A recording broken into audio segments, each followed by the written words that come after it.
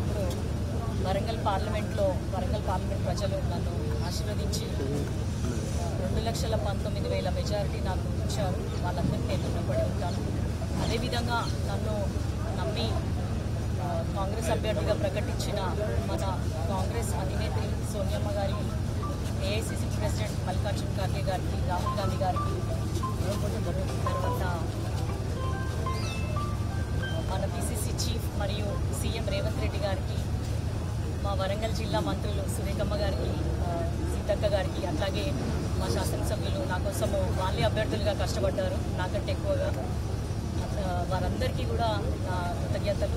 అదేవిధంగా కాంగ్రెస్ పార్టీ కుటుంబ సభ్యులకి, కాంగ్రెస్ కార్యకర్తలకి, ప్రజలకి, మా కుటుంబ సభ్యులందరికీ కూడా చాలా ధన్యవాదాలు. ఎందుకంటే నా మీద ఎంతో నమ్మకంగా దాదాపు 40 ఏళ్ల తర్వాత ఒక మహిళగా నాకు అవకాశం వచ్చింది. సో వరంగల్ పార్లమెంట్ ప్రజలు ఏ విధంగా అయితే నా మీద నమ్మకం పెట్టుకున్నారో ఇక్కడున్న సమస్యలను తీరుస్తానని చెప్పేసి, ఆ విధంగానే నేను ఈ 5 ఏళ్ళు కష్టపడతాను.